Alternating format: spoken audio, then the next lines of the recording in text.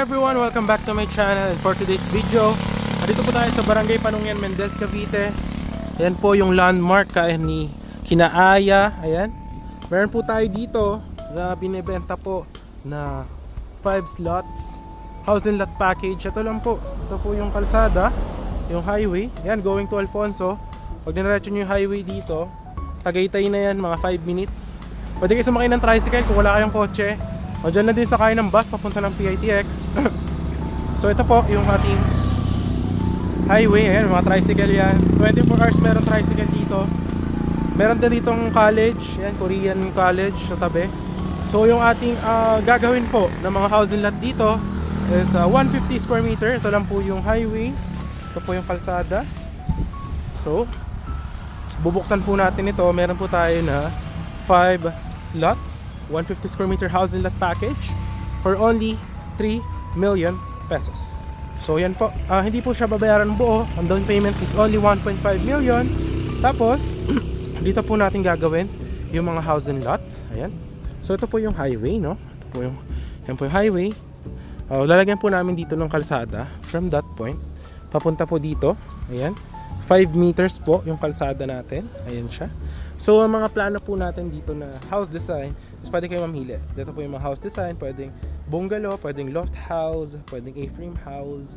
So free transfer title, gagawin po natin, may kasama na rin siyang bakod and all. But ito, ang kagandahan nito, contract tayo, the down nyo lang is 1.5M.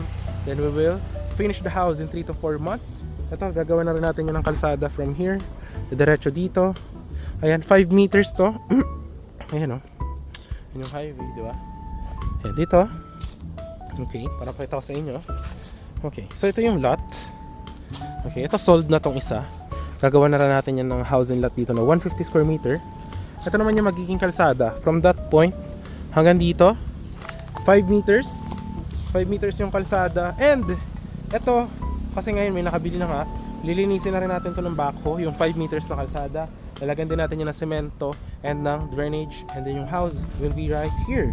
Ito yung 5 slots ng 150 square meter na gagawa natin ng housing lot package. Dito yung 5 meters na kalsada. Hanggang dyan yan, no? Yan. So hanggang dito. So dito guys, ayan, kung makikita nyo, marami pa kasing puno. Yan, kaka-open lang kasi natin yung ating new project na talaga naman pwede siya maging semi-commercial pag natapos na natin yung kalsada dito. So 5 meters yung kalsada dito. Dito na yung mga housing lot package natin na 150 square meter na napakagaganda ng mga frontage. Ayan. Kung gusto mo, dahil 5 lots, meron dito yung end lot. Maganda ang view. Meron ka pang frontage doon. Kung yun yung kukunin mo, may frontage ka doon na 3 meters, no? By 9 meters. So that's around 9, 18, 27. Nasa mga 27 to 35 square meter yung magiging easement mo if end lot yung kukunin mo na housing lot package sa amin. Okay. Alright, dito.